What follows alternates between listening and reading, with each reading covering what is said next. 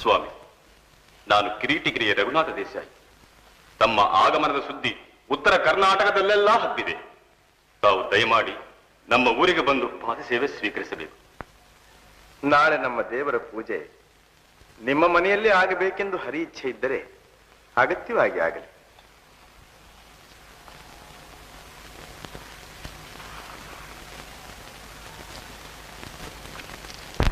ನಮಸ್ಕಾರ.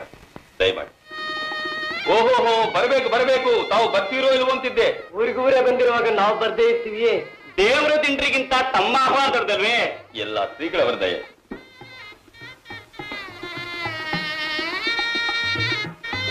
ಸೀತಾ, ಸೀತಾ, ಏನು ಅಂದ್ರೆ? ಅಡಿಗೆ ಮನೆ ಕಡೆ ಹಾಗೆ ಒಂದ್ಸಲ ನೋಡ್ಕೊಂಡು ಬಾ ಹೋಗು.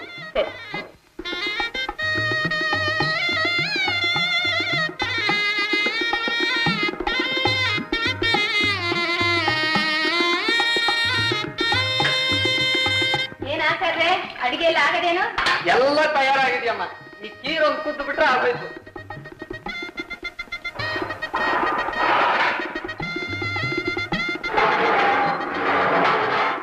ಏನು ಶ್ರೀಧರು, ಇಲ್ಲೇನ್ ಮಾಡ್ತಾ ಇದ್ದಿ?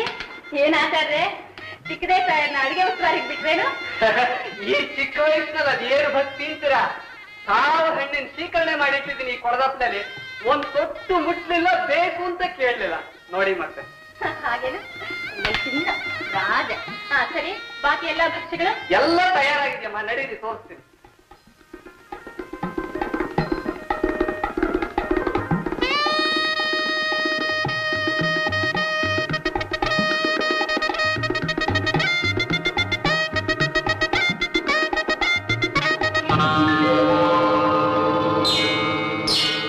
ಅಪಶಕುನ,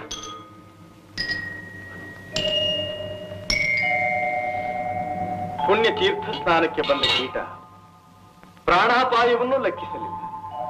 ಶ್ರೀಧರ, ಬೇರೆ ತೀರ್ಥ. ಬೇಗ ನಡೀರಿ. ಶ್ರೀಧರು, ಶ್ರೀಧರ ಎಲ್ಲೂ ಹೋದ? ಇಲ್ಲೇ ಇದ್ದಲ್ಲಮ್ಮ.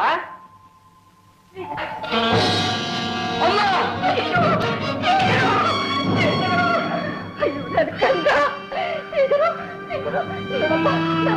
ನಿಮ್ಮಮ್ಮ ಕಣಪ್ಪ. ಅಯ್ಯೋ ದೇವಿ, ಅಯ್ಯೋ ದೇವಿ,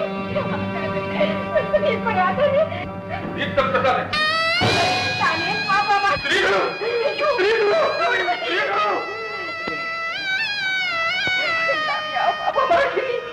ಆಚಾರ್ಯ, ಆಚಾರ್ಯ, ನಾನು ಮೈಲಿಗೆ ಮುಟ್ಟಿಬಿಟ್ಟೆ, ಆಮೇಲೆ ಬರ್ತೀನಿ ಅಂತ ಗುರುಗಳು ಹೇಳ್ಬಿಡಿ. ಹೋಗಿ ಆಚಾರ್ಯ. ಸೀತಾ, ಏನು ಮಾಡುದು ಈಗ? ಸೀತಾ, ದೇಸಾಯಿ ಯಾಕೋ ಇನ್ನೂ ತೀರ್ಥ ಪ್ರಸಾದಕ್ಕೆ ಬರಲೇ ಇಲ್ಲವಲ್ಲ? ಅವ್ರು ಯಾವ್ದೋ ಮೈಲಿಗೆ ಮುಟ್ಬಿಟ್ರಂತೆ. ಮಡಿ ಉಟ್ಕೊಂಡು ಬಂದು ತಗೊಳ್ತೀನಿ ಅಂತ ಹೇಳಿ ಕಳಿಸಿದ್ದಾರೆ. ಅವರು ಹೇಗಿದ್ದರೆ ಹಾಗೆಯೇ ಬರಬೇಕೆಂದು ದೇವರ ಆಜ್ಞೆ ಆಗಿದೆ. ಬರಬೇಕು. ಅಯ್ಯಯ್ಯೋ, ಮಡಿ ಮೈಲಿಗೆ ಏನಿಲ್ಲ ನೋಡಿ ಎತ್ತಿಗಳಿಗೆ. ಯಾಗಿದ್ರೆ ಹಾಗೆ ಕರ್ತರ್ಬೇಕಂತೆ. ಬೂಟಾಟಿಕೆ. ಹಣವಂತನಾಗಿದ್ರೆ ದೇವ್ರು ತೀರ್ಥ ಪ್ರಸಾದ ಎಲ್ಲ ಮಡಿಲಿರ್ಲಿ ಮೈಲಿಗೆಲಿರ್ಲಿ ಮನೆ ಬಾಗಿಲಿಗೆ ಬಂದು ಕಾಯ್ತವೆ ನೋಡ್ರಿ.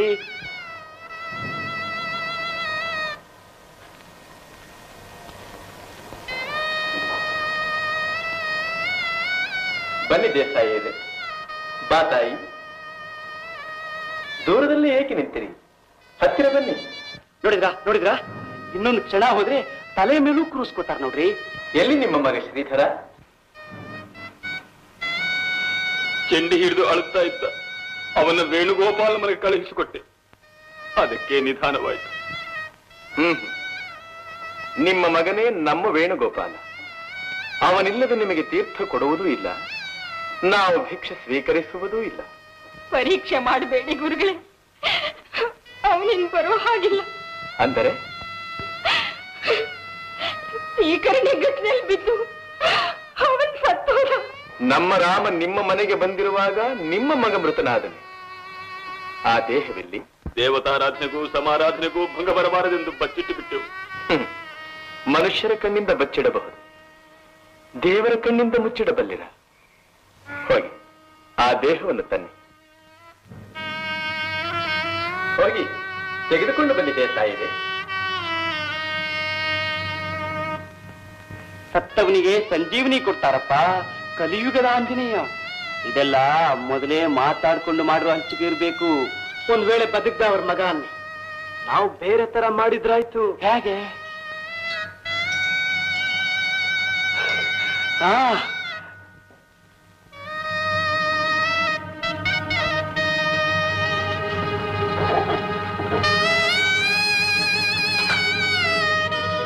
ಹರಯೇ ನಮಃ.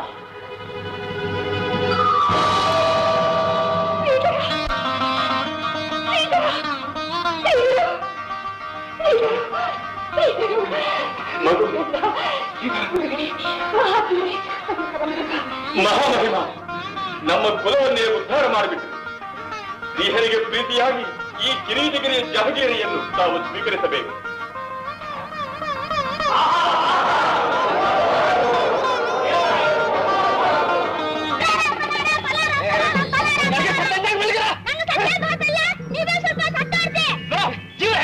ಅಲ್ಲೆಲ್ಲ ಹಾಕ್ಬೇಡ, ಸುಮ್ಮನೆ ಸತ್ತಾಗಿ ಅಭಿನಯ ಮಾಡು, ಅಷ್ಟೇ ಸಾಕು.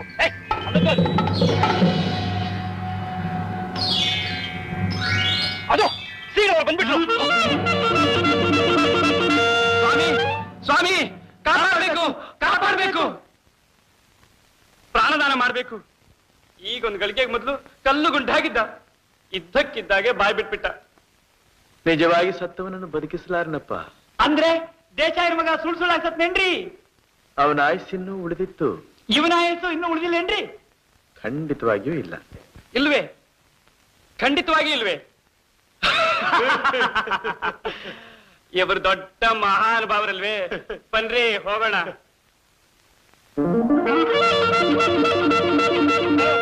ಕೇಶವ ಏನು ಏನು ಅಂದ್ರೆ?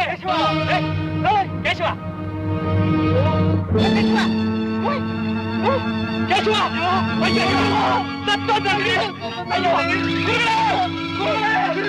ಗುರುಗಳೇ ಗುರುಗಳೇ ಗುರುಗಳೇ, ಕ್ಷಮಿಸಿ ಗುರುಗಳೇ, ನಮ್ಮನ್ನು ಕ್ಷಮಿಸಿ.